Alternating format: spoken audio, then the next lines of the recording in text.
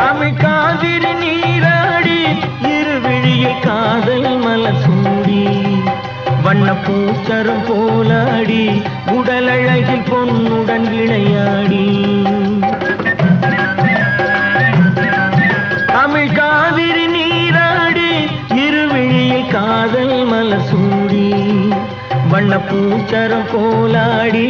உடலழகில் பொன்னுடன் விளையாடி